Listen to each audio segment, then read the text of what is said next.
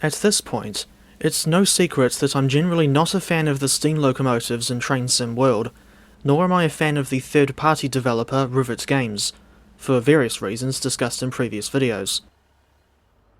Speaking of things relating to Rivet, I had the chance to ride along the West Cornwall Local route in real life earlier in the year, and I'll eventually get around to making a video about that adventure.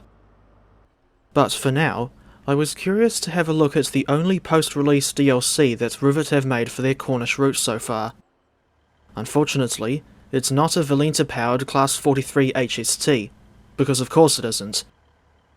Instead, it's the West Cornwall Steam Railtour pack. I bought this thing so you don't have to. The West Cornwall Steam Railtour pack was first released in March 2023, back when Train Sim World 3 was the latest iteration of the base game, but it wasn't until the 2nd of July 2025 when I bought it for myself. The full price is a staggering 22 New Zealand dollars, but I got my copy for only $8.79 as it was 60% off in the Steam Summer Sale.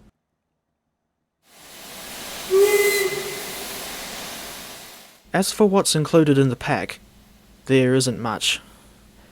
It's the same LMS Jubilee 460 steam locomotive and British Railways Mark I coaches that we already had with the notorious Spirit of Steam route, albeit with two new liveries for the Jubilee, namely LMS Crimson Lake and British Railways Lions Black, and some alterations to the model, such as AWS equipment and a speedometer, to make them more suitable for running on a post-Steam era mainline route.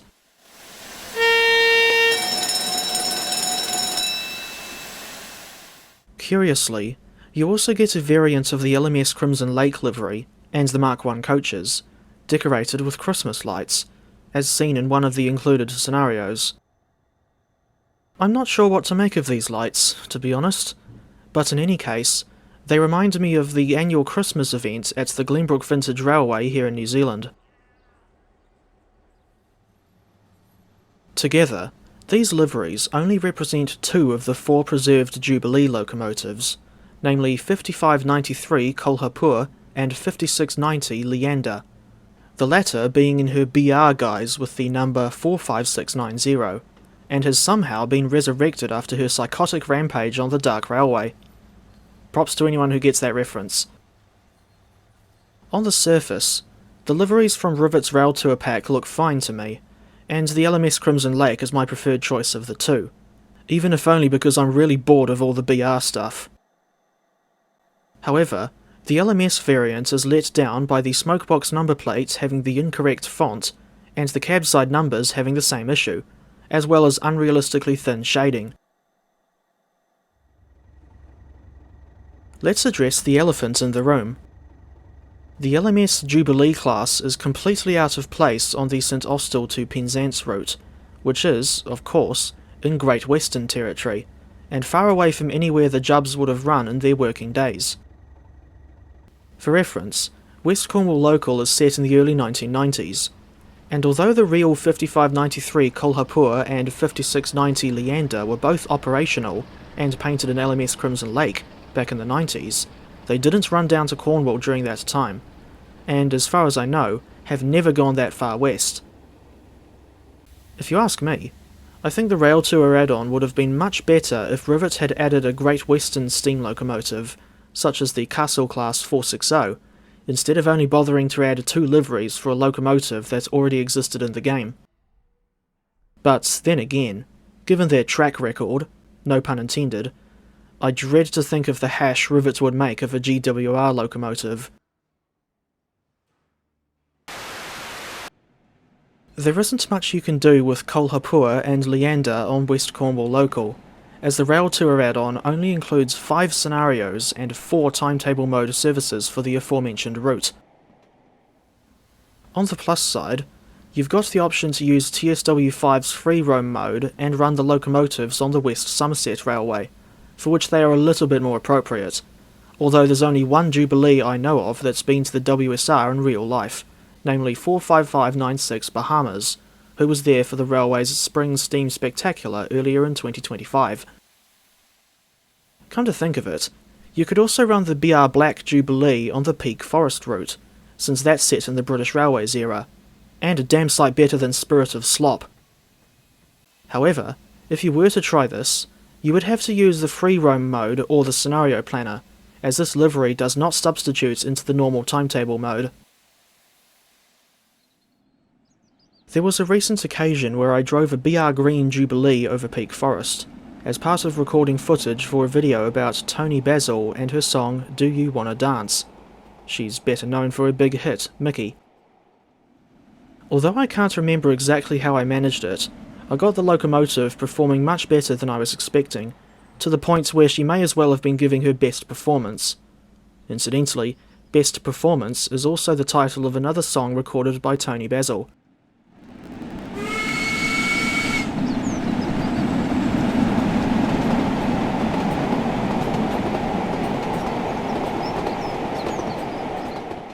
Historically, I've found the driving experience on steam locomotives in TSW to be very frustrating, largely due to various issues that Dovetail Games don't seem to have bothered fixing. Go figure. More recently, I tried driving 5593 Kolhapur on a timetable mode service from Truro to Penzance, and initially had trouble getting up to speed without losing too much boiler pressure, regardless of where I had the regulator and reverser set. On the section between Truro and Red Roof, or if Peter Gabriel was involved, Red Rain, she struggled to go faster than 42 miles per hour when going uphill, despite only hauling 5 coaches. And although she did get up to speed eventually, she was still 5 minutes late upon arrival at Penzance. Fortunately, that's not as late as I was expecting to run, given how poorly other experiences with Steam and TSW have gone. Another thing to note from this journey was that it reminded me of just how bad the scenery is on West Cornwall Local. If you ask me, I think it barely looks and feels like the county it's supposed to recreate, and although I didn't get a screenshot of it today, the scenery is especially bad on the St Ives branch. And before I forget, I should also mention that Kolhapur and Leander also have 2 headboard options, but neither of them are authentic for LMS locomotives, and it doesn't help that the headboard assets are quite low resolution. Also, I don't think the steam from the whistle is meant to phase through the cab roof.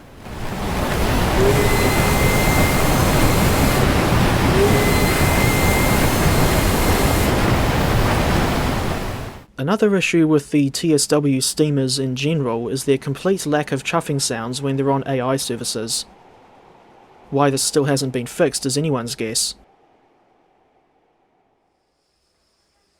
On a personal note, driving the Jubilee in Train Sim World 5 feels very different now that I've seen 2 of them in real life.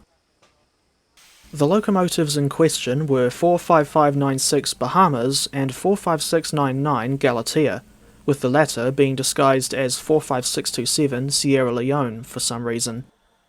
And I also got to stand on Galatea's footplate when she was parked at Kidderminster Station. For reference, this was part of the Severn Valley Railway's Spring Steam Gala, and Galatea was one of 7 locomotives whose footplates I got to stand on throughout the trip. In conclusion, the West Cornwall Steam Railtour pack is, in my brutally honest opinion, yet another case of Rivet rubbish, to coin a new term. At least I think it's new, I don't remember using it before. In any case, this add-on comes across as an overpriced and low-effort cash grab, with its limited usefulness, inclusion of barely anything new, lack of any GWR locomotives, and the inaccurate details on the Jubilee and LMS Crimson Lake. Possibly the only saving graces in this whole pack are A, the pair of additional liveries for the Jubilee steam locomotive, and B, the fact that you can still get some use out of them on other routes away from the infamous West Cornwall Local. Or should that be Water Closet Local? With all the aforementioned issues in mind, I can only give Rivet Games' West Cornwall Steam Railtour add-on an oddly specific 3.845 out of 10, and would not recommend it to other TSW players. If you're still curious to try any of Rivet's products, I recommend picking up Island Line 2022, maybe the Fife Circle as well, and nothing else from their back catalogue. I'll end the video on a more positive note, by saying that at least the third-party TSW scene isn't all bad, especially if the works of Just Trains and Train Sim Germany are anything to go by.